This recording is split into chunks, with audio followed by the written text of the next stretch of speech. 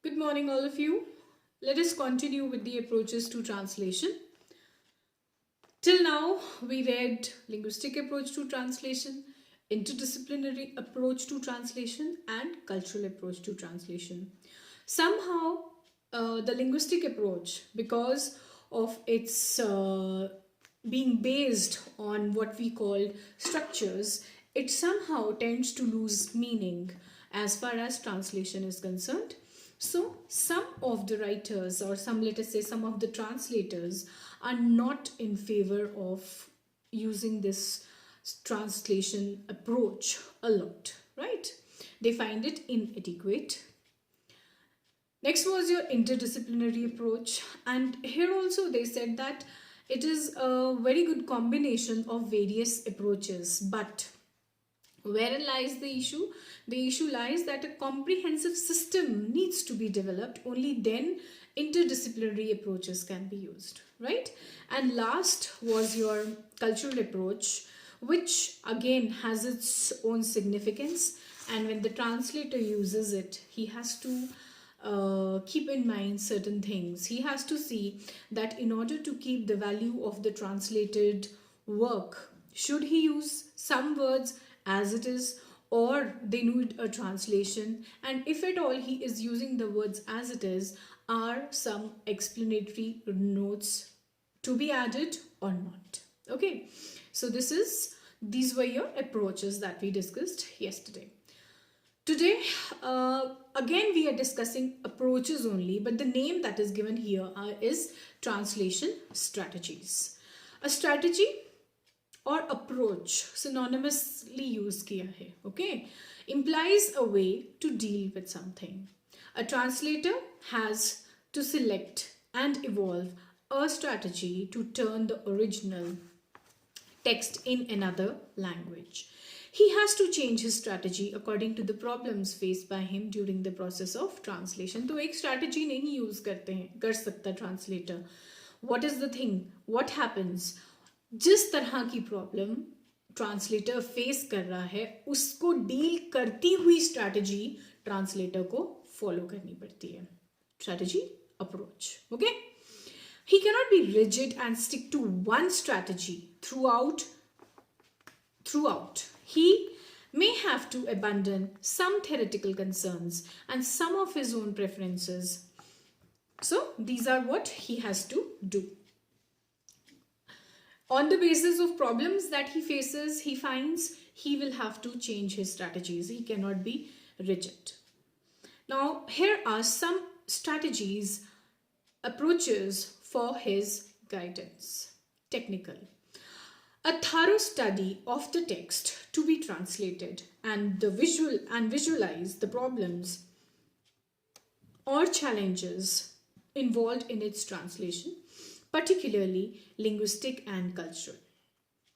Then technical approach और क्या use करती है? A study of the target language and analyzing the semantic and syntactic approximations coming nearby to something, coming nearby to the meaning of something. Syntactic आपको पता है related to syntax. Semantic is connected with the meaning of words and sentences. ठीक है? Second strategy is organizational, making a constant re-evaluation of the translated text, making a contrastive study by comparing and contrast. Compare कर रहे हो और contrast कर रहे हो किसको? TL text with other translated texts of the same book by other translators. Interacting with the TL readers in order to check whether the TL has any inaccuracies or deficiencies and whether it conveys the message effectively or not. Third, and an important one, which is elaborated in the next chapter also, is metaphrase, paraphrase, and limitation. Metaphrase, these terms are given by Ovid in his preface to epistles written in 1680, Ovid's epistles. And what we say, metaphrase is word for word translation, paraphrase is sense for sense translation, and imitation is you are giving a sanction. Imitation वैसे हमें पता है Aristotle ने जो बोला है what is imitation, और literal meaning imitation का क्या है, to copy, right? But here imitation implies a sanction where the translator is given a choice to abandon certain things in the while translating the text, right? So the three terms were discussed by John Dryden in his preface to Ovid's epistle in 1680 for the guidance of translators. Metaphrase refers to word for word and line for line translation from one language to another. Paraphrase refers to sense for sense translation. This clearly gives some freedom to the translator to bring about necessary or desirable changes for the effective transferring of meaning. Transference of meaning. Transference means transferring only, okay? Next is imitation. Sanctions the translator to abandon anything in the text or change the sense of the original. That is imitation. Next is full or partial translation. It is somewhat like जो हमने total और partial translation पढ़ा था ना, somewhat like that.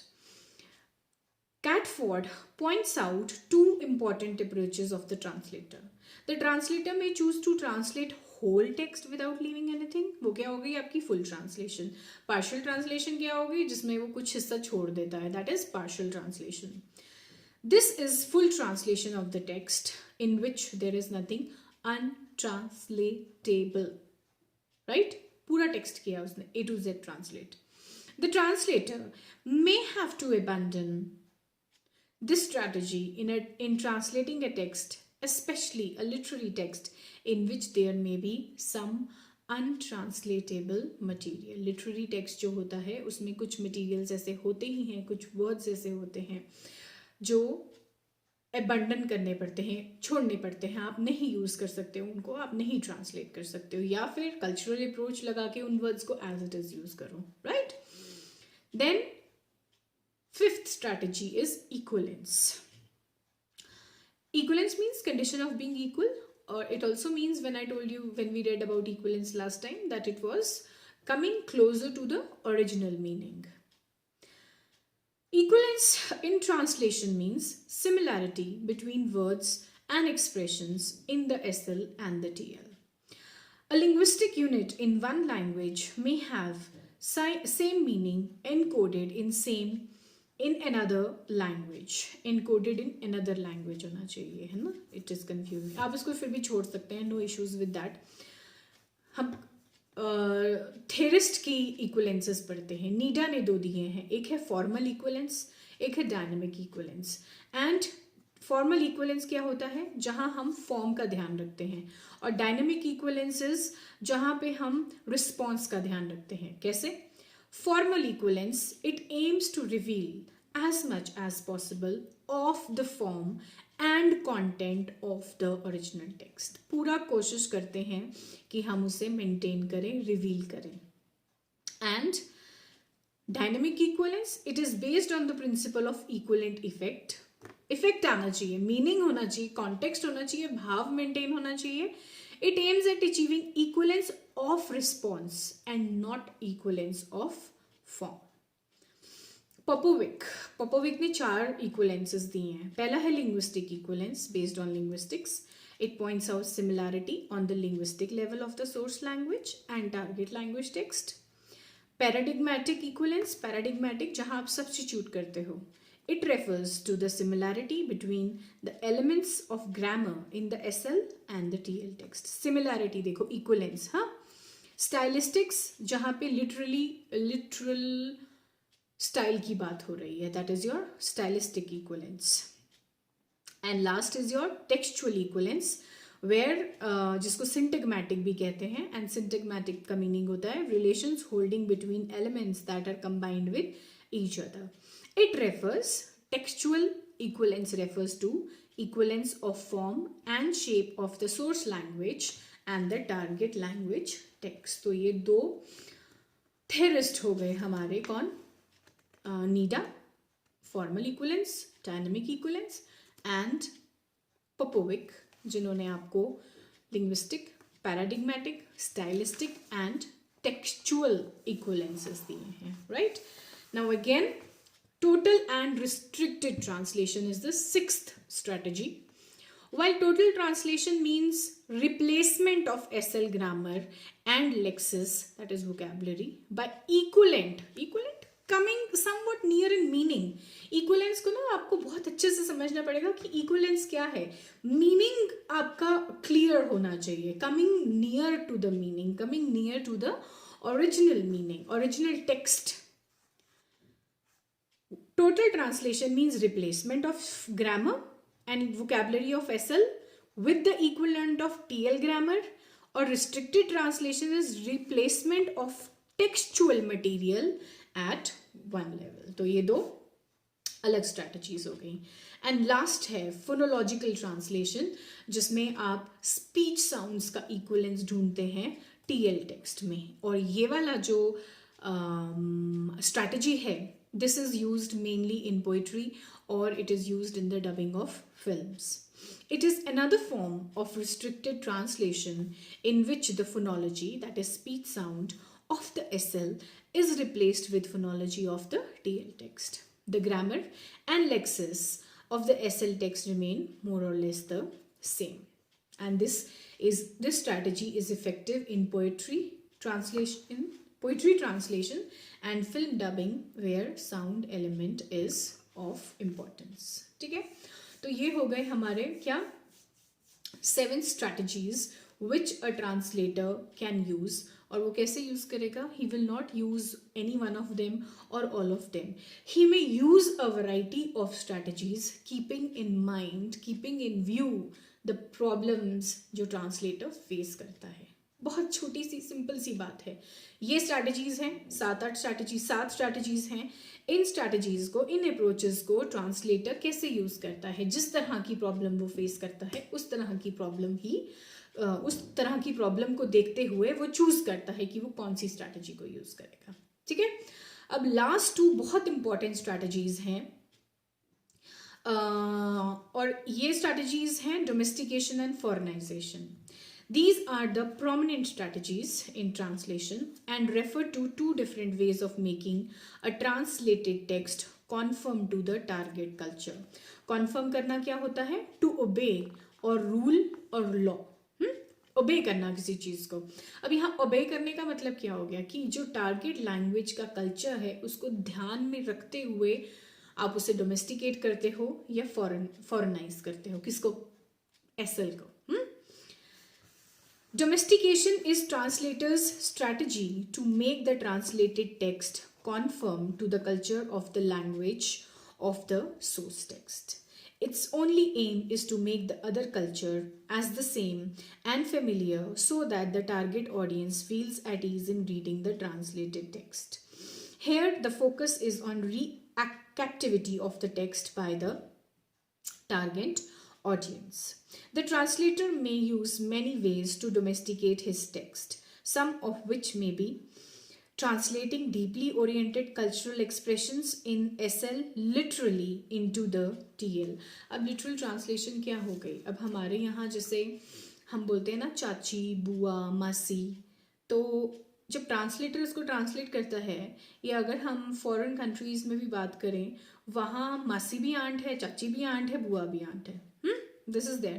So when the translator is doing such a kind of translation, तो वो उसको इस तरह से domesticate करता है.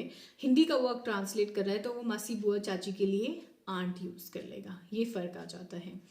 एंड ही में यूज एग्जाम्पल एक और दिया है यहाँ पे रासलीला का. Raslila is obviously associated with Lord Krishna, right? But अगर इंग्लिश में हम उसको ट्रांसलेट करते हैं और हम लव प्ले बोलते हैं, तो लव प्ले से जो उसका कल्चरल इफेक्ट है या जो उसकी कल्चरल वैल्यू है, माइथोलॉजिकल वैल्यू है, वो एक किस्म से उसका इम्पोर्टेंस खत्म हो जाता है. फॉरेन रीडर्स को तो समझ आ जाएगा, right? But for the readers of the SL, जब वो अपना ट्रांसलेटेड टेक्स्ट पढ़ेंगे कि this is how it is translated, they may not like it, right? So The translator may replace words like masi, bua, chachi, etc. with a common word aunt in English. The word Leela may be replaced with love play. The translator, in substituting such difficult words, risks the loss of meaning and subtleties of the culture portrayed in the original text. बहुत फर्क है मासी में, aunty में, no मासी में, बुआ में और चाची में. लेकिन जब इन सबको आंट बोल दिया तो वो जो अंतर है ना तीनों रिश्तों में वो क्लब हो जाता है, कोई डिफरेंस रह नहीं जाता है. वेयर एज इंडियन कल्चर में this makes a lot and lots of difference. ठीक है. Abandoning the material in the original text which is untranslatable in the TL. तो ये क्या थे, ये एक कुछ तरीके थे कि जो ट्रांसलेटर यूज करता है क्या करने को, डोमेस्टिकेट करने को टेक्स्ट के लिए. This has its advantage in the sense that new reader unaware of the original text may not discover the gap and enjoy the text as it is. ये फर्क है. जो आंट लिखा है they are enjoying, but for us we will not be able to enjoy that much because मासी का relevance कुछ और है, बुआ का relevance कुछ और है, किस context में यूज किया है वो हम समझ पाएंगे, foreign reader नहीं समझ पाएगा, जिसके लिए आंट सब बराबर है. By giving the untranslatable portion, the translator makes his work acceptable and even more profitable. Then next is foreignization. The source text has its own norms based on a particular culture. When the translator tries to retain these norms, rules, conventions, पहले से चलते आए हुए rules, वो conventions होते हैं, in the translated text, by deliberately ignoring the norms of the TL, he is said to be adopting the strategy of foreignization. It is so because in the translated text, these norms and conventions of the source text are alien or foreign to the new reader. Why does the translator insist on retaining the foreign culture norms? Foreign culture norms is आप कुछ words retain कर रहे हो, as it is use कर रहे हो, जैसा कि हमने cultural approach में पढ़ा. And when you're using them as it is, what is happening? आप जो cultural value है ना उन words की, आप उनको maintain कर रहे हो. Now these two strategies, they were introduced by Lawrence Venuti in his book The Translator's Invisibility, A History of Translation, 1995. And he states that there is an ideological difference between foreignization and domestication. It is the translator who is to make the choice which in his view is essentially ethical. तो उसको कौन सा suit करता है या कौन सा ethical है, which is right to be used in which situation is the decision of whom? Translator.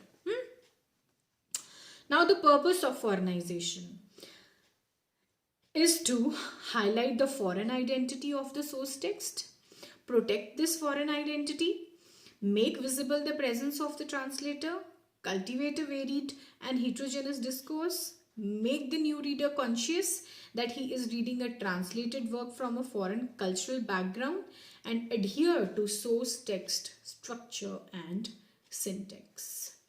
However, one must keep in mind that no translator can totally domesticate or foreignize his work. It is perhaps his strategy to keep both the different ways of translation in mind. तो ultimately conclude किससे हो रहा है?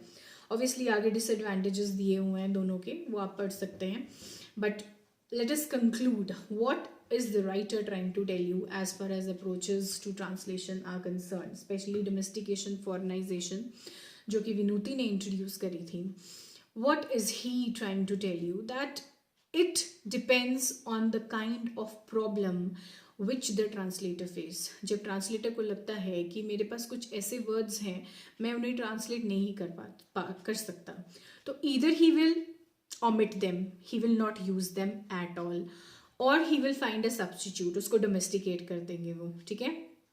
और what will they do, they will use the word as it is, right? उससे क्या हो रहा है, as it is use करके जो word का cultural context है source text में, वो आपका target language, target हाँ obviously TL text में भी वो आपका maintain रहता है, ठीक है। This is what is the conclusion. ये सारी अप्रोचेस और ये सारी स्ट्रैटेजीज पढ़ के हम इस कंक्लूजन पे आते हैं, इस नतीजे पे आते हैं दैट जिस तरह की प्रॉब्लम ट्रांसलेटर फेस कर रहा है, the kind of problems the translator is facing, he will choose his strategy according to that. Okay, बहुत सिंपल छोटी सी बात है, याद रखिएगा, right. So, domestication refers to strategy of making the translated text conform है, conform होता है to obey to the norms and values of the culture of the language of the source text। आप उसकी values, norms of the culture को जो है आप उसको maintain करके रख रहे हो, that is domestication। And foreignization is strategy by which translator keeps the foreignness of the SL in the translated text by ignoring the cultural norms of the target language, ठीक है। So these are the important aspects, 7 strategies जो हमने करी, और उसके अलावा ये 2 most prominent strategies जो कि विनोदी ने introduce करी। With this your approaches to literature, ये strategies थी। उससे पहले 3 important approaches करी हमने, linguistic approach, interdisciplinary approach and cultural approach, right? So ये छोटी छोटी चीज़ें हैं जो आपको समझनी हैं और अपने notes बनाने हैं। By Saturday I will take the test for this unit also, okay? This is all for today. In case of any doubts, you're most welcome. You can raise your queries without any doubts, without any hitch. And this is all for today. We shall continue tomorrow. Take care.